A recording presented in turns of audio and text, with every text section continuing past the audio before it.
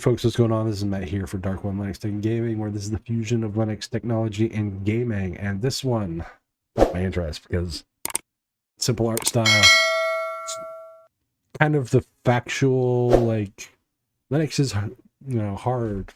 Switching the length is hard. So I'm always curious because these ones generically, not always, tend to be full of dumb. So I'm curious to see what this person actually says.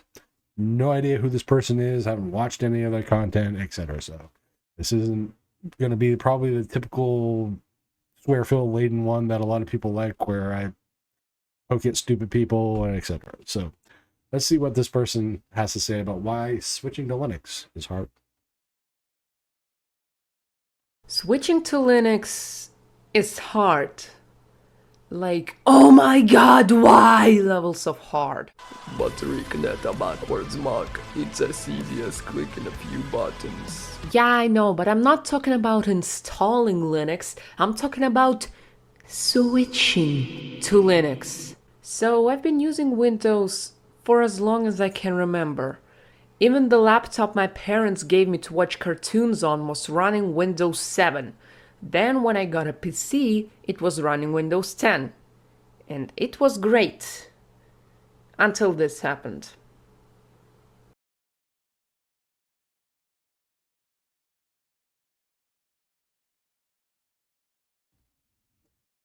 So the end of life for the undying version of Windows that was Windows 10 supposed to be. Yeah, like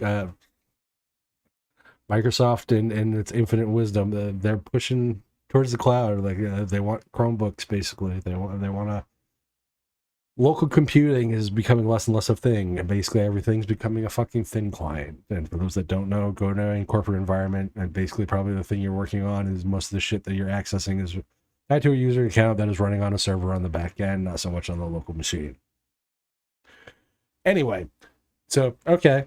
You're not wrong. And Windows 10, I mean, it's not 11, so I mean, there is that improvement right there. After researching and some self-debating, I've decided to switch to Linux.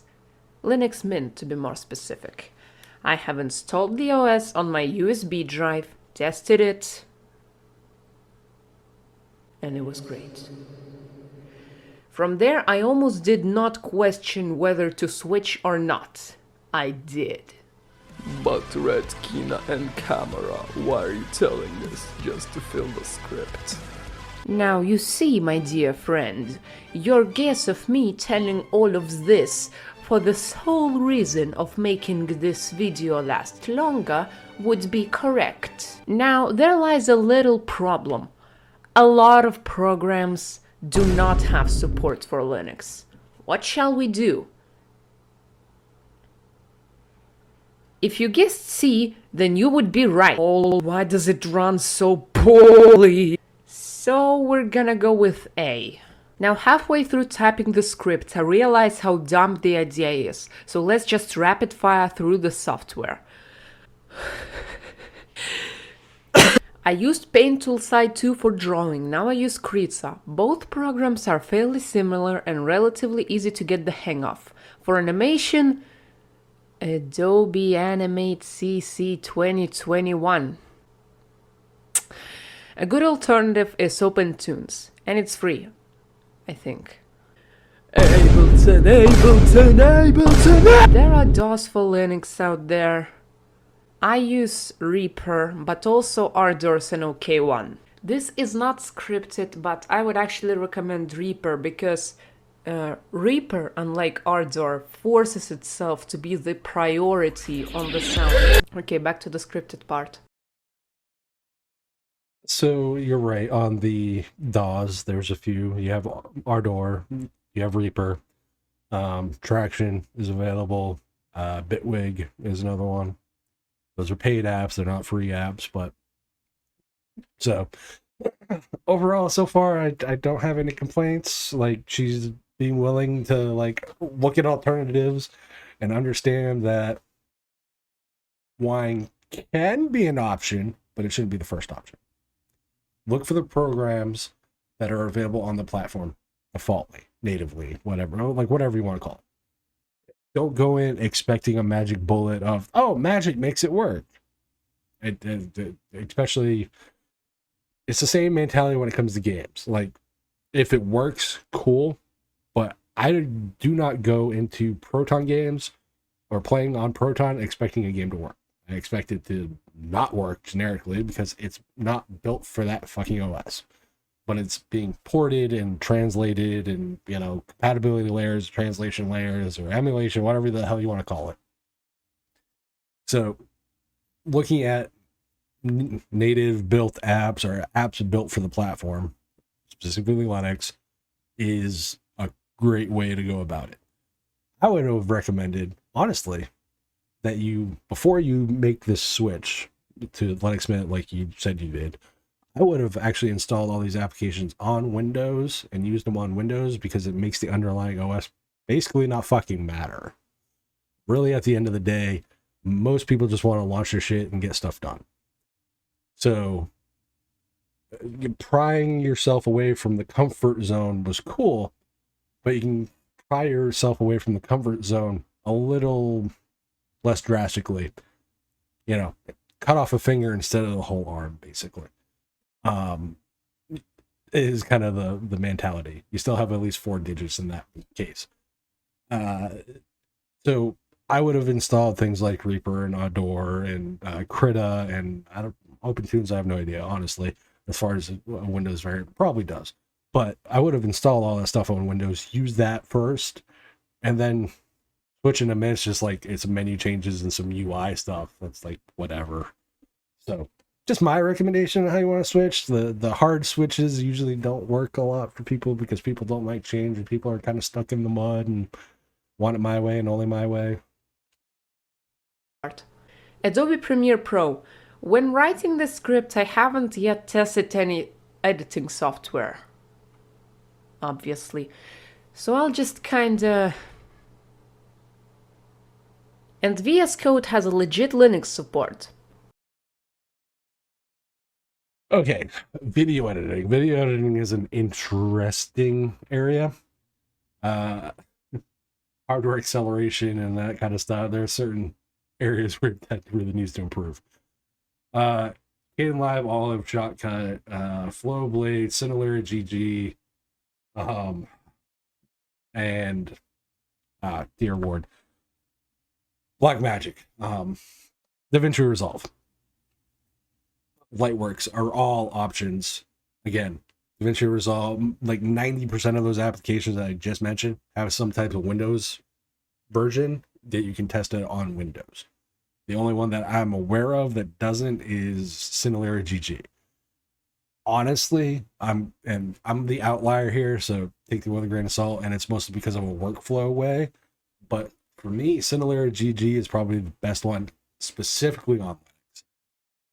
If you're a multiple monitor person.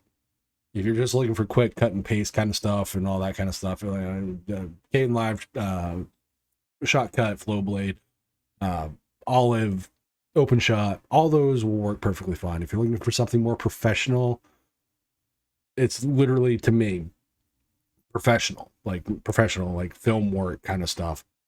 It's literally going to boil down to Singularity GG, Lightworks, and Resolve. And Resolve, depending on the hardware. So that's kind of where I see it. 𝐾live, I have a love-hate relationship with. I love it.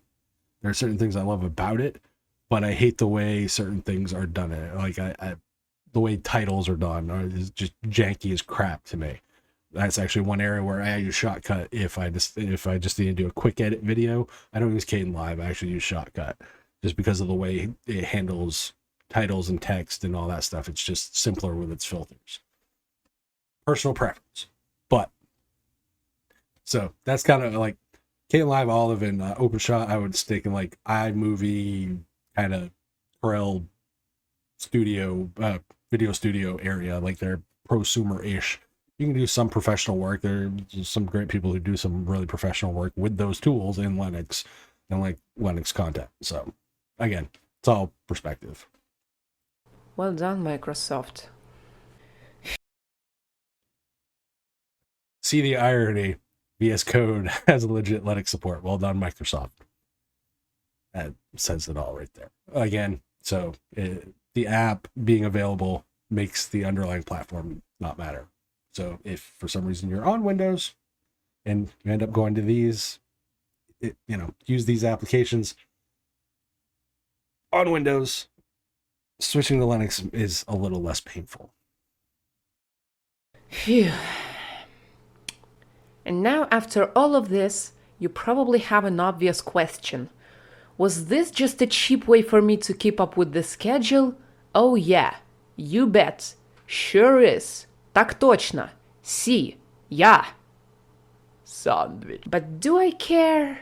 Actually, yes, and I'm sorry for making you all watch this crap of a video. But in reality, I have bigger things cooking. Trust me. Please. Yeah, I know I promised a lot of things, and some of them had not seen the light of day, but I'll try to convince the 1.5 people who still are watching.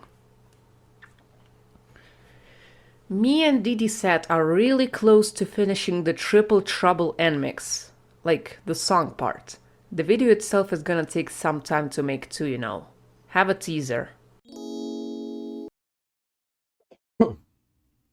I have no idea what portion this is about. I have no idea what this person's content is, so I just found the title interesting. So we'll sit through this and see what's going on. I'm assuming this was made in Reaper. ...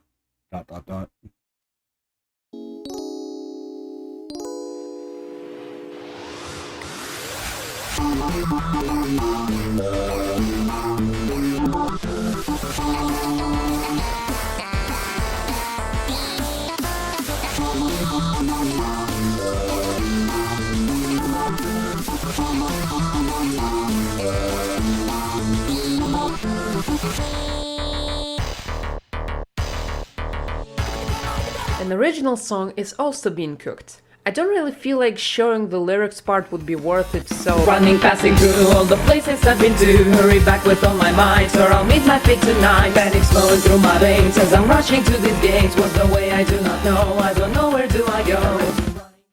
And lastly, I am working on Uprush. Check the 𝐻.io page for updates about the project. And something I will not allow myself to speak about right now because it's way too early in development. Once again, I apologize for half another cheap video to keep the schedule going and half another update video. I am not trying to prove myself right here, but the choice here would be either to keep uploading in order to keep up with the schedule, or basically fall from grace of the YouTube algorithm, which I'm not in any way. You know what, all things considered, I probably don't need a schedule since it doesn't help me anyway. Okay, sorry for so much empty talk. I hope you all have a great day. Or night. Whatever. Good luck, everyone. Bye! So, kind of a mixed bag video as far as like what to react to, etc. I think, as far as the Linux portion specifically, I think their approach is right. They kind of do the cut off the arm instead of the finger kind of mentality. Like, that's just my interpretation. That I've never been a fan of that cold hard switch. It's always, even speaking from personal experience, it's never that easy. You just come to a realization of like, oh, I can do all the shit I need on this other thing.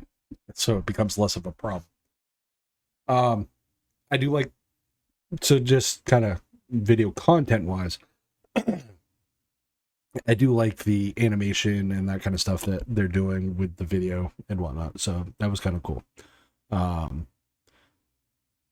Definitely different. I like seeing what people do with Linux. I'm assuming this is done with like OpenTunes and whatnot. So, and you know, the audio portion that she played, I'm assuming was done with Reaper or Door, because again, we talked about switching to Linux. So definitely interesting. Probably subscribe. I don't know, but it's a good video. And kind of giving their experience about talking a little bit about switching to Linux and where they sit with it. And they have an open-minded approach, which I definitely appreciate, because I get so tired of seeing people just force square logic in the circle hole kind of deal, or it's just like, oh, this Windows paradigm has to work in Linux, and it's like, nah, bro, you don't apply that logic to like Mac OS. Why the fuck are you applying it to Linux or a Linux distro? Same mentality. So A plus. Other than that, I don't have anything really bad to say. So I will catch you guys on the flip. All Indie Gala, Patreon, all that crap down below. Comment, rate, subscribe, and I will catch you guys on the next. Peace.